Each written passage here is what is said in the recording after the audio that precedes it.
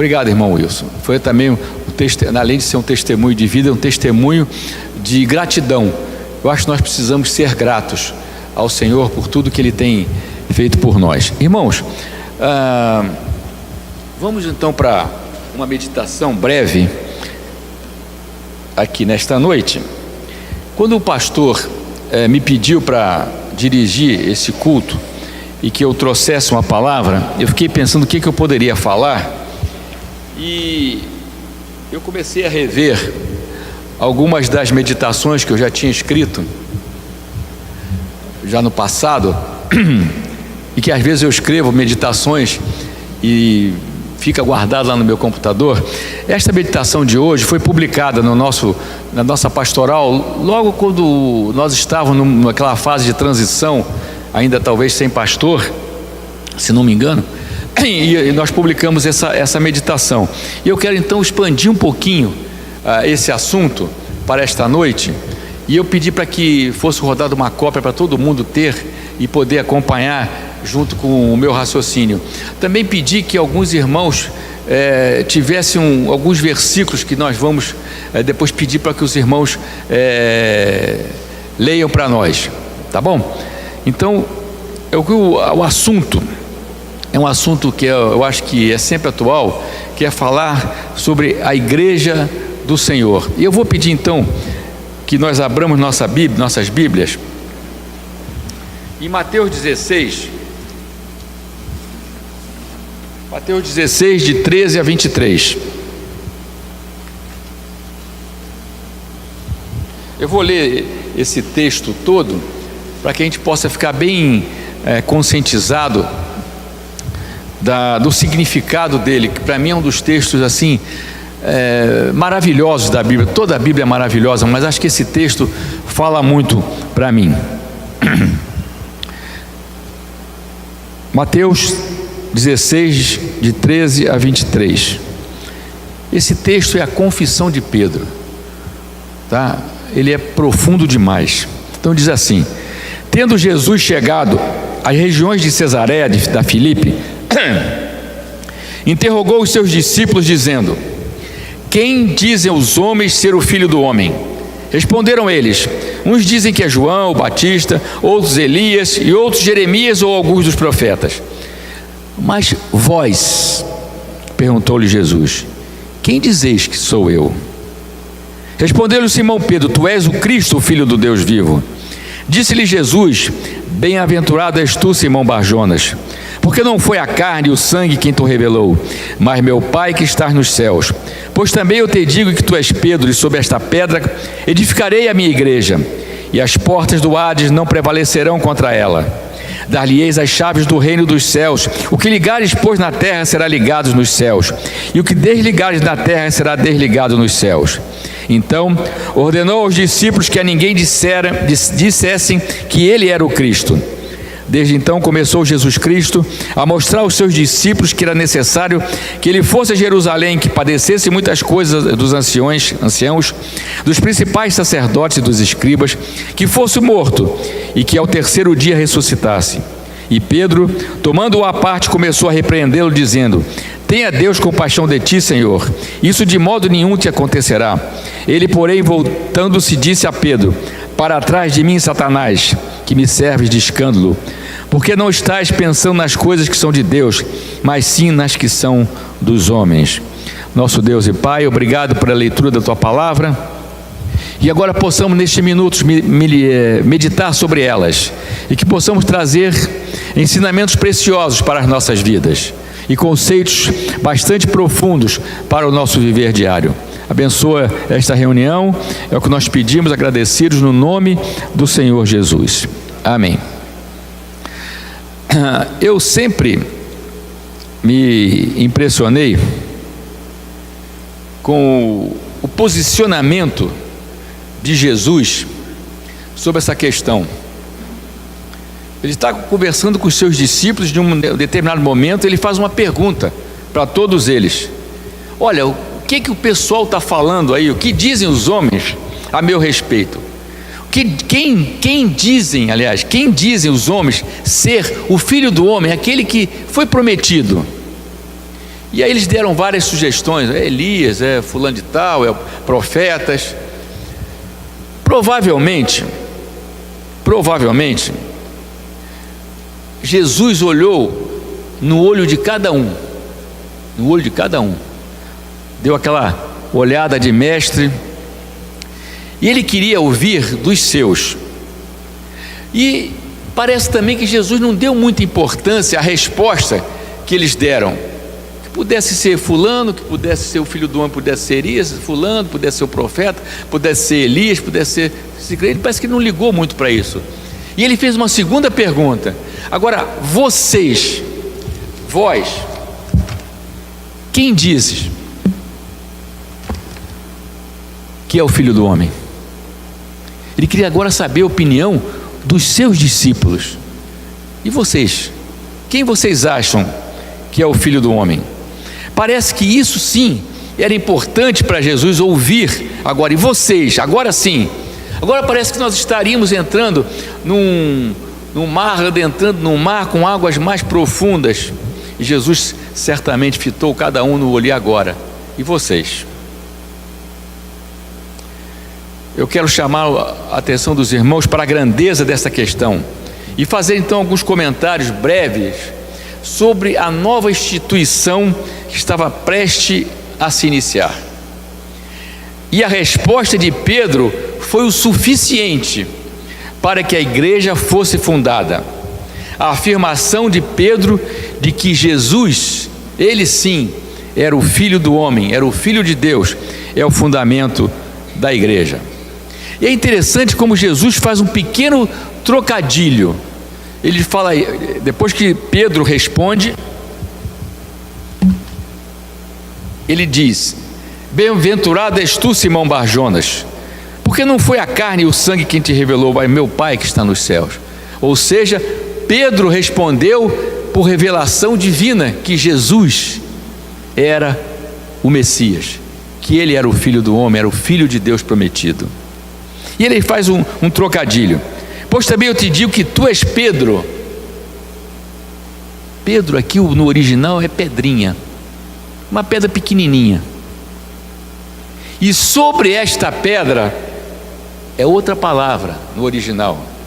Essa outra palavra é rocha, significa rocha. E sobre esta rocha, quer dizer, não é sobre a pessoa de Pedro, mas sobre esta rocha que é Jesus, que é a tua afirmação de que eu sou o Cristo, sobre esta rocha eu edificarei a minha igreja. Entenderam como que Jesus se manifestou, como ele falou aos seus discípulos, como que ele explicou aos seus discípulos? No português fica um pouco confuso, mas no original é bem claro essa troca de palavras em que Jesus mencionou a pedrinha e a rocha. Então, ali começava a igreja, e eu quero então meditar sobre esta igreja. E é interessante que Jesus, quando ele fala da igreja, ele fala sobre esta rocha, sobre esta pedra, a rocha, edificarei o quê? A minha igreja. Eu acho importante essa minha igreja. Dá a sensação de possessão. Ele não falou, edificarei uma igreja. Não, eu edificarei a minha igreja, tá?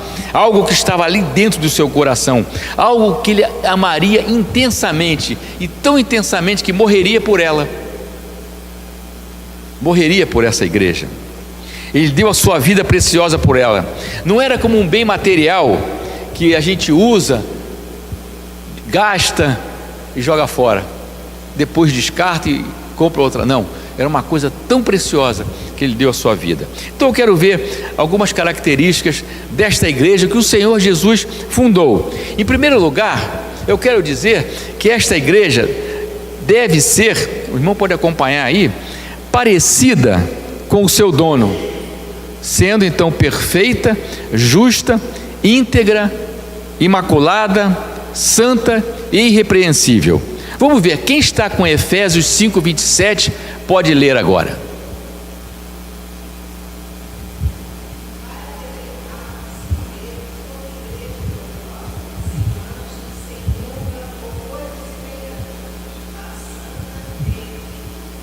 Então a igreja verdadeira, a igreja deveria se parecer, ser cada vez mais próxima do seu fundador, do seu dono, que é o próprio Senhor Jesus.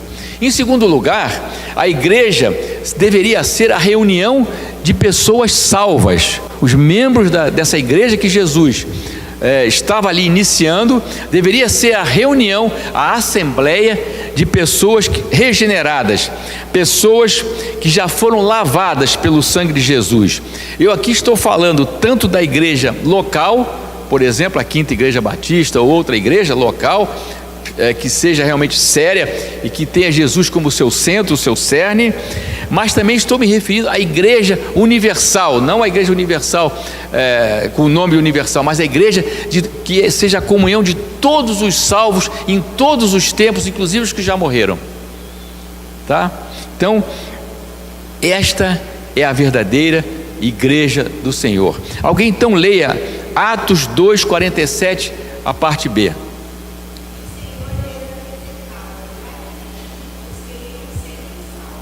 Isso.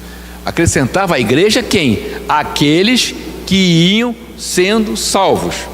Não era você chegar lá na frente, vem cá, você quer ser sócio? Assina aqui uma ficha, você vai ser sócio como de um clube. Não.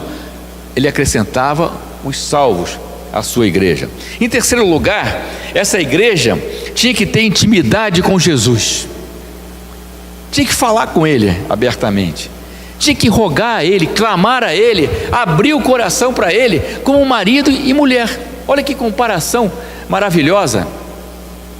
Não tem pessoa no mundo que a gente tenha mais intimidade, ou deveríamos ter mais intimidade, que o nosso cônjuge.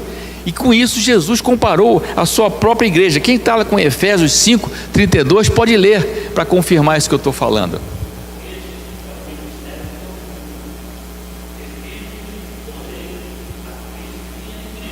Exatamente. O casamento da igreja com o seu fundador, com o seu dono, com o seu chefe supremo. Em quarto lugar, a igreja tem que ter o Senhor Jesus como a principal pedra de esquina. Alguém está com Efésios 2:20? Pode ler para nós?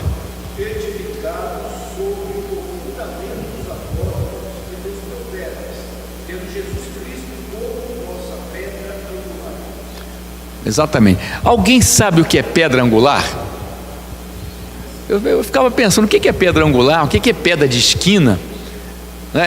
Eu fui entender isso quando eu tive uma pequena propriedade há muitos anos atrás, e eu vi o que era pedra de esquina. Você vai fazer uma cerca na sua propriedade, você coloca o muro aqui, e aqui, na interseção, um muro mais forte.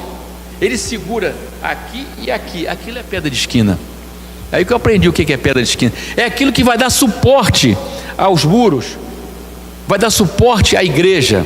Então Jesus é a pedra de esquina, é aquele que vai ser o esteio. E quando Jesus não é o esteio, essa igreja não se caracteriza como sendo dele. E certamente uma igreja que não tenha Jesus como pedra de esquina perderá todo o seu vigor e todo o seu poder. E em quinto lugar, a igreja verdadeira do Senhor é preparada para a boa obra. Quem está com Efésios 2:10? Porque somos criação de Deus, realizada em Cristo Jesus, para fazermos boas obras, as quais Deus preparou antes para nós as praticarmos. Uma igreja, ela se caracteriza por um testemunho dos seus membros. Por isso é tão importante nós, como membros, estarmos conscientes do nosso papel como cristão, como testemunho nos seus negócios, testemunho na sua profissão, testemunho do que você faz. Uma vez um pastor da nossa igreja no passado, ele falou que quando você entra num ambiente estranho, um ambiente assim, você vai trabalhar num lugar novo, ainda ninguém te conhece, é interessante que logo essas pessoas percebam que você é do Senhor, que você é diferente, que você faz parte de alguma coisa que eles não vão entender inicialmente, certo? Em sexto lugar, é uma igreja que vive em comunhão. Alguém pode ler Salmos 133, 1?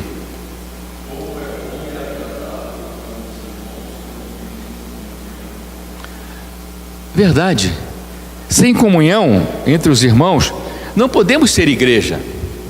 Nós oramos aqui hoje, foi tão gostoso nós orarmos juntos, sentimos a presença do Senhor entre nós, essa comunhão maravilhosa. A gente viaja, a gente quer voltar para a igreja, quer voltar para rever os irmãos, e a gente fica feliz com a igreja, fica feliz com a presença dos irmãos, não é? Essa comunhão maravilhosa tem que fazer parte da verdadeira igreja do Senhor, e nós precisamos buscar isso intensamente, com todas as nossas forças. Queremos comunhão, queremos ter amizade com os irmãos, queremos vivenciar isso de uma maneira grandiosa.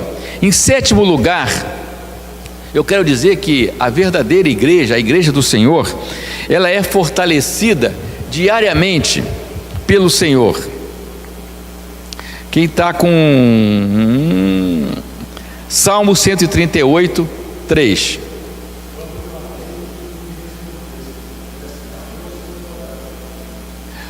Por favor, irmão, de novo.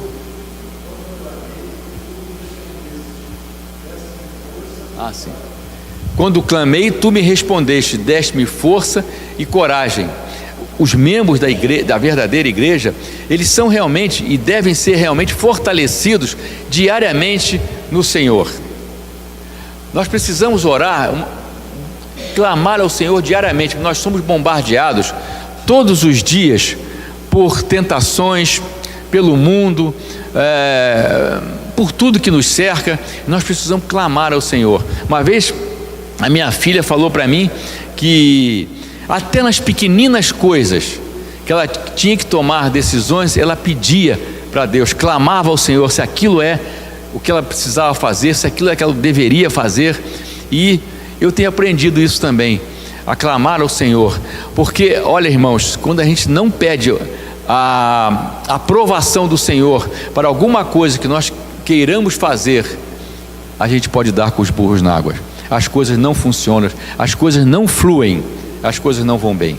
Precisamos estar sendo fortalecidos diariamente pelo Senhor, porque a vida não é fácil aí fora, e só o Senhor pode nos fortalecer dia a dia. Nós oramos pela nossa liderança, nós oramos pelo nosso pastor para que ele seja fortalecido espiritualmente, fisicamente, emocionalmente, para nos liderar, para estar sempre firmes aqui, e nós também, para nós, estarmos firmes também dentro dos ensinamentos do Senhor.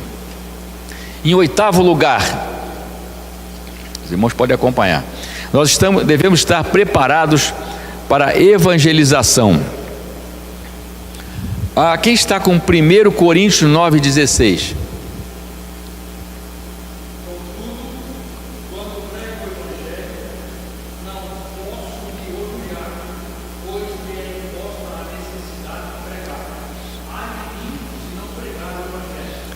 Ai de mim se não pregar o evangelho, não como pregador, mas como testemunha. Ai de mim.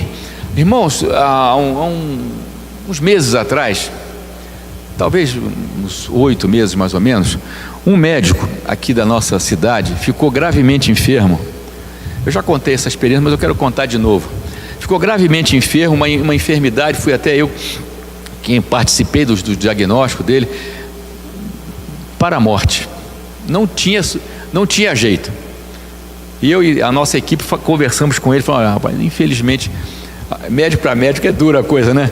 Você sabe, essa enfermidade não tem cura. Ele falou: não, eu sei que não tem cura, mas é duro. E era a enfermidade que ia perdendo as forças, ia ter dificuldade para engolir. Eu encontrei uma vez, já com o diagnóstico feito, ele na padaria, ele falou: eu não estou conseguindo engolir, não estou conseguindo falar direito. A coisa que eu faço é ir para o consultório lá, eu fico vendo as minhas lâminas, era patologista, vendo as minhas lâminas, é aquilo que me distrai. O meu domingo eu passo no consultório, sábado eu passo com a família, domingo eu passo lá no meu consultório, no meu escritório, vendo as minhas lâminas, estudando, é a última coisa que eu quero fazer. Aí eu me propus no meu coração, falei: eu vou falar de Jesus para ele. Separei a Bíblia, separei a alguma literatura, e falei, vou falar com ele. Não, é hoje, amanhã, de repente eu recebo a notícia que ele tinha falecido. Irmãos, eu chorei. Chorei porque eu não cumpri isso aqui, a evangelização do Senhor. Aí passou mais ou menos um mês, eu estou lá no Pão de Açúcar, eu encontro com outro médico, cristão também. E aí falamos do nosso colega que tinha falecido, e eu falei, rapaz, eu estou com um peso no meu coração. Eu propus que eu iria falar de Jesus para ele. E é hoje, amanhã eu falo, amanhã eu vou lá, já tinha separado tudo. E ele faleceu, eu não falei. E eu chorei. Aí aquele irmão botou a mão no meu ombro e falei, mas nós falamos. Nós fomos lá.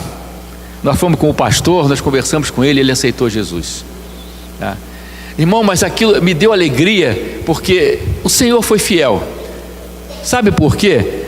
Porque olha só, leia, quem está com Ezequiel 33:11?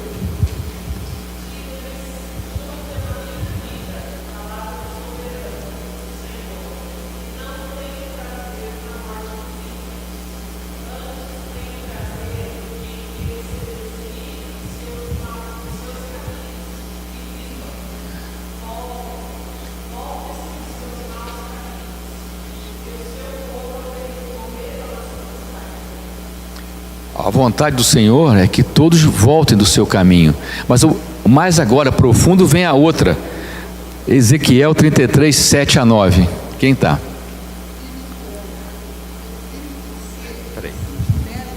Para a nação de Israel. Por isso, ouça a minha palavra e advirta-os em meu nome. Quando eu disser ao ímpio que é certo que ele morrerá, e você não falar para dissuadi-lo de seus caminhos, aquele ímpio morrerá por sua iniquidade, mas eu considerarei você responsável pela morte dele. Entretanto, se você de fato advertir o ímpio para que se desvie dos seus maus caminhos e ele não se desviar, ele morrerá por sua iniquidade e você estará livre da sua responsabilidade. Os irmãos entenderam o que Deus estava falando pelo profeta Ezequiel? Você precisa falar para as pessoas. Se você falar, pregar, mostrar os caminhos do Senhor para aquela pessoa, e aquela pessoa não se decidir, não se converter, você está livre da alma daquela pessoa. Mas se você não for lá, aquilo vai recair sobre você. Por isso eu chorei, irmãos. Por isso eu chorei. Pensei nisso, o sangue daquele meu colega caindo sobre mim, porque eu não falei, porque eu deixei para depois. Às vezes nós não podemos nos acomodar e deixarmos para depois. Evangelismo é a finalidade principal da igreja, é apresentar Jesus ao mundo. E esse bem é tão precioso, mas tão precioso, que não pode ficar aqui, somente aqui dentro da igreja. Precisa ser proclamado em toda a sua extensão e com muito ardor, mas com muito ardor mesmo. E eu já tive uma vez uma oportunidade de falar de Jesus a uma pessoa e ser rejeitado. E foi como uma mocinha de 15 anos, catequista. Ela foi no meu consultório, ela tinha tido uma convulsão, e foi lá e eu falei de Jesus para ela. Dei uma Bíblia para ela, dei um Novo Testamento, eu era Gideão, dei um Novo Testamento de Gideão para aquela menina, 15 anos. No dia seguinte, a irmã, junto com o marido, vieram ao meu consultório e falaram, me entregaram aquela Bíblia assim, falaram, minha irmã não precisa disso não. Minha irmã precisa de um médico. Desse jeito. Não precisa de Bíblia. Irmãos, eu fiquei assim, e saíram pisando duro, e foram embora. Mas os anos se passaram, talvez uns 10 anos mais ou menos. E de repente eu fui chamado no final de semana para ir na casa de uma pessoa que tinha tido uma convulsão. E eu cheguei lá e eu encontrei uma jovem terminando uma crise convulsiva. Eu atendi aquele momento, reconheci o pai daquela menina, não me é estranha essa pessoa. Aí eu atendi e tal, a menina saiu, a jovem saiu da crise. E eu falei assim: acho que eu conheço, o senhor não me é estranho. Aí aquele homem ficou meio sem graça e falou assim: doutor, eu sou aquela moça, o pai daquela duas moças, uma menina que o senhor entregou uma Bíblia, o senhor se lembra? E daquela outra minha filha, eu quero pedir perdão por aquela minha filha ter sido tão mal criada com o senhor. Aí eu falei: não, já está perdoado, mas eu quero continuar, o senhor não sabe o que aconteceu. Aquela minha filha, junto com o marido, eles são gente de muito dinheiro, e eles tinham uma fazenda lá perto do Paraguai, e eles começaram a ter problemas por causa do muito dinheiro, começaram a ter problemas no seu casamento, e estavam prestes a se divorciar, quando um grupo de uma igreja batista veio e se aproximou dele, e aquele grupo falou tão bem deles, cercou eles de tanto carinho, que eles acabaram aceitando o Jesus daquela Bíblia que o Senhor deu no seu coração. Aquela família hoje, eles têm um ponto de pregação na sua casa. Aquela minha filha que tratou mal o Senhor. Então nós não podemos ter medo de falar, porque às vezes nós não vemos o resultado na hora, tá, irmãos? Mas aquilo vai acontecer certamente. Em nono lugar, a igreja verdadeira, toda a família serve ao Senhor, ou deveria estar servindo ao Senhor, ou nós devemos lutar para que toda a nossa família sirva ao Senhor. Quem está lá com Josué 24:15b? Eu e a minha família serviremos ao Senhor. Que bacana o testemunho do irmão Wilson aqui, dizendo que a família dele serve ao Senhor. Eu tenho esse privilégio também da minha família. Eu, a esposa, os 3 filhos, somos servos do Senhor. Que maravilha. Olha, nós temos que orar muito pelos nossos jovens, pelos nossos filhos, para que eles se convertam. Nós precisamos orar para que os nossos filhos se convertam ainda antes da adolescência, para que eles recebam os ensinamentos precocemente dos ensinos do Senhor Jesus, para que eles não se contaminem realmente com o mundo. É muito importante isso aí. Me lembro que um pastor nosso sempre falava isso: vamos orar muito, levar os nossos filhos à igreja pequenininhos, para que eles entendam a mensagem de salvação de Jesus Cristo e o aceitem ainda antes da adolescência. Essa é a vontade de Deus para as famílias. A igreja tem que valorizar a família e ensinar estas verdades para os seus membros. Vamos estimular a oração em família, o culto doméstico, a intercessão dentro da família mesmo, um orar pelo outro dentro da própria família. Eu acho que isso aí também é muito importante. É importante que um filho, ele perceba que o seu pai está orando por ele, que a sua mãe está orando por ele.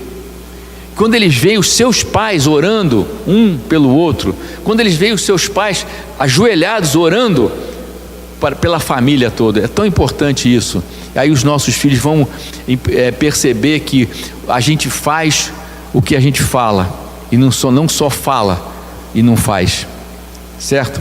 Aliás, os pais são exemplo, então você precisa falar, ensinar e praticar aquilo que você ensina.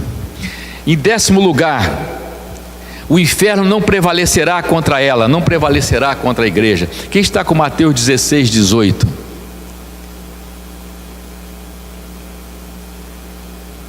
Ninguém?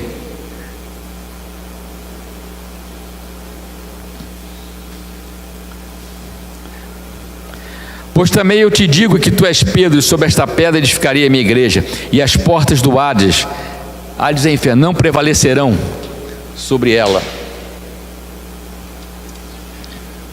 A verdadeira igreja sobreviverá. Por isso, essa igreja, para sobreviver, precisa se comportar realmente como verdadeira igreja. Ela tem que lutar contra o mundanismo, contra heresias, contra modismos. Os membros dessa igreja precisam ser diferentes mesmo. Não precisa ter vergonha de ser diferente. Não pode ter medo de ser diferente. O diabo não gosta quando os verdadeiros crentes se revelam pelo seu procedimento. E finalmente, em 11º lugar, a igreja é um lugar de alegria, socorro e refrigério. Alguém leia Salmos 122:1, quem estiver com.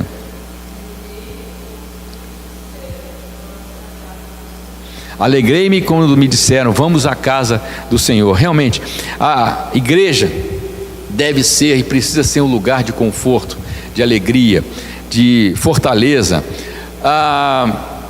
Também a igreja, além de ser um lugar de conforto, de alegria, deve ser um lugar de confronto com os seus procedimentos, confronto com a sua vida, confronto com o que você está fazendo.